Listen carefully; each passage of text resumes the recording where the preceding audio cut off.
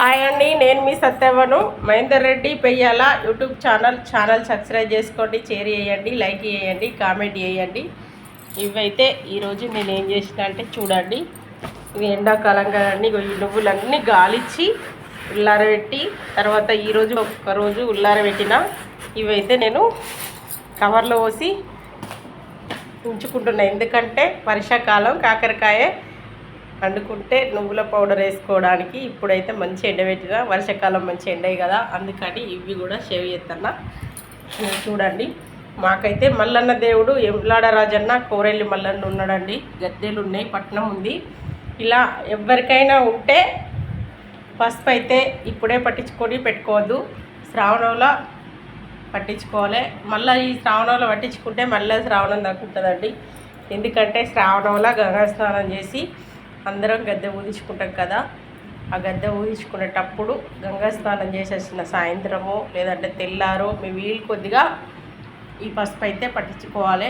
అలా పట్టించుకుంటే ఆ కొత్త పసుపు శ్రావణంలో గద్దెకి ఎక్కుతుంది, తర్వాత సట్టిలా ఎక్కుతుంది.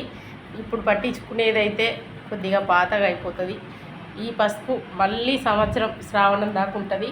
కాబట్టి నేనైతే ఇలా పాటిస్తా. మీకు పాటించాలి, ఈ పద్ధతి బాగుంది అనిపిస్తే తప్పక పాటించండి. ఎందుకంటే చూడండి, ఇవైతే 3 కిలోల పసుకొమ్ములు. ఎప్పుడు ఇవే కొనుక్కుంటా. తల్లి కొమ్ములు ఈ బలగొట్టి ఫుల్లుగా ఎండబెట్టి ఒక కవర్లా, ఈ కవర్లా చూడండి, ఆర్చియన్ కంపెనీ గోధుమ పిండి కవరు ఇంట్లో పోసి గట్టిగా కట్టాక ఇంకేమన్నా చల్లటి గాలి పోయే అవకాశం ఉందా అండి?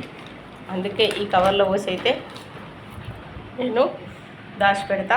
ఎంత ముసురున్నా కానీ డైరెక్ట్ గిరిల్లో పోయాకనే పొడి పొడిగా పడుతుంది. ఎప్పుడైతే ఇలా పట్టించుకుంటున్నా, మీకు కూడా నా పద్ధతి నచ్చితే మీరు కూడా ఇలాగే చేయండి. ఇవ నువ్వులైతే ఇప్పుడు కొన్ని అవసరం ఉన్న మందం వేయించుకొని, వర్షాకాలం కాకరకాయ పులుసు బాగుంటుంది కదండి, అందుకే పులుసుల కోసం ఇవి కూడా ఉల్లారబెట్టి ఉంచుకున్నా. ఈ 2 చూపించినండి. ఇంకా కందిపప్పు కూడా కొనుక్కొని ఉల్లారబెట్టి దాన్ని కూడా ఒక డబ్బాలో కవర్లో పోసి పెట్టుకున్నా. తొక్కు పెట్టుడైంది, అన్ని పనులు అయితే అయిపోయినాయండి. ఇప్పుడు పట్టించుకుంటే ఎట్టుకున్నా పసుపు నేనైతే పట్టించట్లేదు. ఎందుకంటే చెప్పినా కదండి, మల్లన్న దేవుడు ఉన్నోళ్ళు ఈ విధంగా మెదలండి. మరి ఈ విధంగా మెదిలితే పసుపు సరిపోదు కదా అమ్మ అన్నట్టు పసుపు ఎప్పుడు సరిపోకుండా ఉంచుకోవద్దండి. నేను ఎప్పుడైతే 5 కిలోలు పట్టిస్తా, అందుకే శ్రావణం దాకా ఉంటుంది. ఎక్కువ ఉంది కాబట్టి ఈసారి 3 కిలోలే తీసుకున్నా.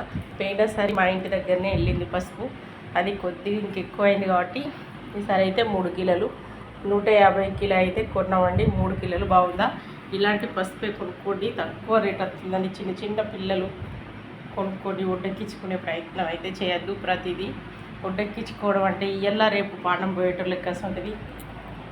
తులసి తీర్థం పోతే జీవితం బాగుంటుందని ఆలోచిస్తున్నారు.